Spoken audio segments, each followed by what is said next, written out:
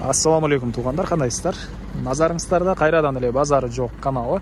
Бүгүн 11 ноябрь 2022 жыл мен Сокулук районуна караштуу Питомник айылынан туугандар азыр сиздерге бир сатылуучу үй көргөзмөкчүмүн. Тагыраак айтканда Питомник айылы ошонун дачасынан болуп калат.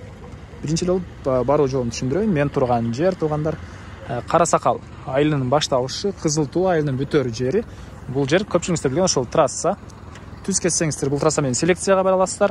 Түндүктү карай кетсеңиздер Фрунзе трассасына, Маловодный айылына, түштүктү карай кетсеңиздер сиздер Питомник айылына бара алат экенсиздер. Жаңы аты Новый айылы болуп калат.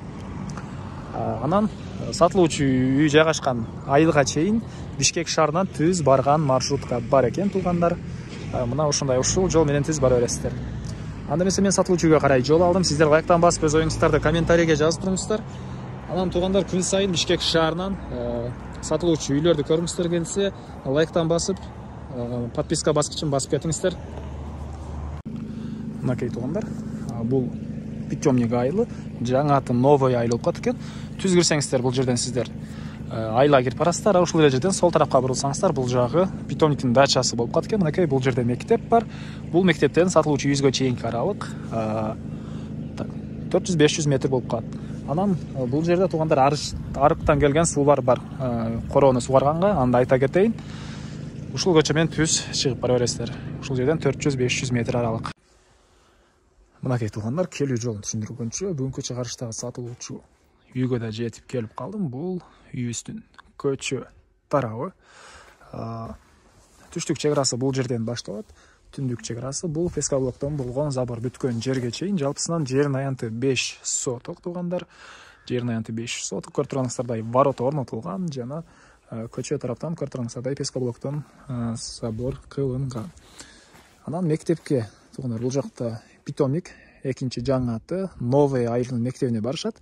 Бул жол менен аралык 400-500 метрдей көрүндү. Мен азыр ушул тарап менен келдим.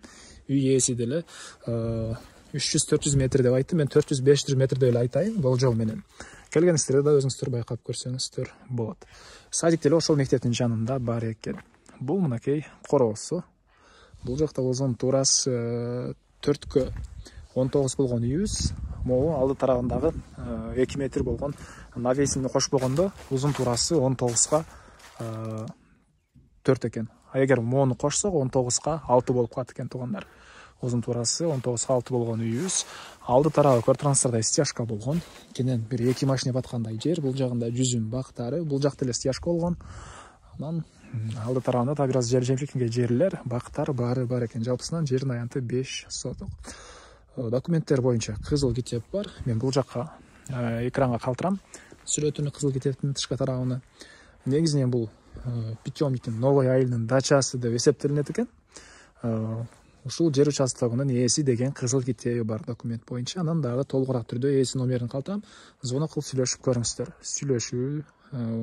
Сүйлөшүп жооп берет. Кандайдыр суроолор болсо ээси документ боюнча жана башка. Мынакей бул үйүбүздүн түштүк тарабынан көрүнүшү. Бул жактан бир эшиктен кирип, ал жерден дагы 3 бөлмөгө өтүп кетсеңиздер болот. Жана бул жакта кухнясы жайгашкан. Алды тарабы көрүп тургансыздардай узунасынан болгон навес дейбизби, мына ушундай жайы бар. Жана бул жакта сарай, склад, чакан тоокана баары бар экен, очоктор. Азыр биринчи жолу бөлмөлөрдүн ички тарабын көргөзөйүн, андан соң бул жактарда дагы маалыматтарын бир чекенен берем. Көрүп тургансыздардай бул жакта сине бал деле бар экен. Чөп басканга бир аз чөптөрү менен таштап кетем дейт кимден ким алса. Так. Эми бөлмөлөрүн көргөзөйүн. Мынакей. Алды тарабы мондай навес дейбизби? Мына ушундай кошулган үстү жабылган жай. Ылдый тарабы стяжка болгон туугандар. Андан ары негизи түштүгүрөөктө жайгашкан туугандар. Абасы таза, тынч, жакшы жер экен. Жайгашкан жери. Анан сиздерде суроо пайда болот. Ушул Бишкек шаарынын түштүк тарабындагы Кызыл Туу, Күн Туу, ушул Питомниктен ушул жактардан үйлөр тартылса, көп эле подписчиктерибизден суроолор болот. Кандай комментарий калтырышат да элдерчи. Бул жакта эл бөлүшөт, оштук деп, баткендик башка деп бөлүшөт, көлдүк деп бөлүшөт деген комментарий калтырылат. Мен оюмдан айтканым жок туугандар, анан провокация кылып жүрбөңүздөр. Талай ой базар жок каналы эл бөлдү деп. Ушундай комментарийлерди мен окуп калам. Анан ушул сууну үй ээсинен сурадым.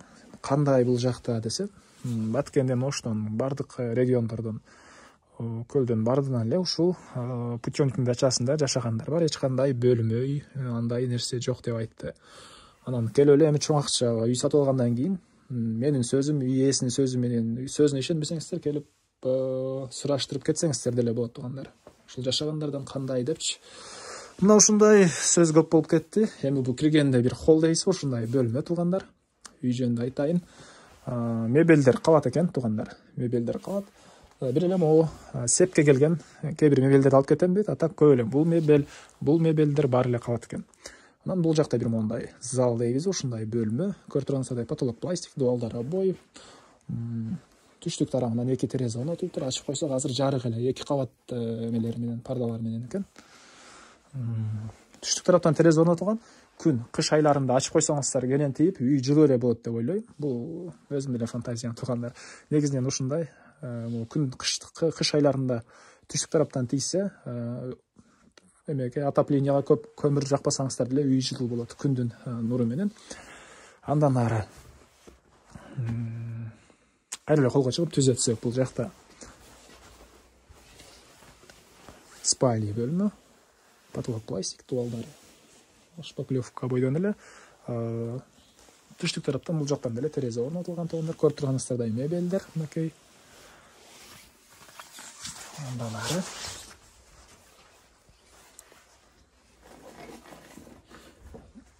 так. TikToktон прямой эфир ушул үйлөр тартып аткан учурда эле прямой эфир кирейин деген ойлор бар. Буюрса TikTok'убузга, Instagram'ыбызга деле катталып кетиңиздер туугандар. Бул жакта эгер связь жакшы болсо, азыр прямой эфир жандырып коеюн. Сатылуучу үйлөрдү түзмө-түз тартып аткан учурда эле көрсөңүздөр болот. Бул жакта кухня. Мынакей. Кухня. Көрүп турганыңыздай кухня мебель орнотулуптур. Пол ОСП. Потолок пластик, дуалдар шпаклевка. Түштүк тарабынан терезе орнотулган. Түндүк тарабынан форточка орнотулуптур. Так, андан ары.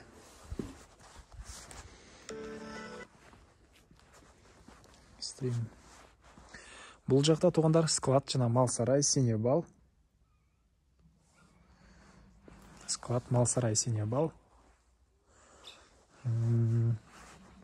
Антен жакшы экен, путёвникте. Связь жакшы экен. Кенен эле көргөзүп прямой эфирди. Бул жакта очок. Бул жакта очок. Чакан тоокана. Бул жагында склад туугандар. Окей, бул жакта склад. Анан могу жерде 2 уй баткан эмес деле бар экен. 2-3 уй кенен батырабыз дейт. Могу жерде сарай, мал сарай деле бар экен туугандар. Жалпысынан жеринин аянты 5 соток, кызыл китеби бар. Мектепке болжол менен 500 метр. Садик деле ошол мектептин жанында. Көрүп турганыңыздардай вороталар орнотулган, алды тарабы стяжка туугандар. Мына ушундай үй. Айтылбаган, бир эле баасы калды окшойт бул үйүбүздүн. $15,000 деп атышат бул үйдү туугандар. Анан дагы сүйлөшүү болот. Мен ээсинин номерин экранга калтырам. Звонок кылып сүйлөшүп көрүңүздөр. Сүйлөшүү болот. Анан ушул видеону достор менен, группалар менен бөлүшүп койсоңуздар, сиздер мага үй ээсине чоң жардам берген болосуздар. Бишкек шаарынан күн сайын сатылуучу үйлөрдү көрүңүздөр келсе, Чүй областынан Бишкек шаарынан ушул каналга катталып кетиңиздер туугандар. Анда эмесе мен сиздер менен коштошом. Кийинки чыгарышка чейин саламатта калыңыздар. Так, TikTok'тон чыкпай эле коюңуздар.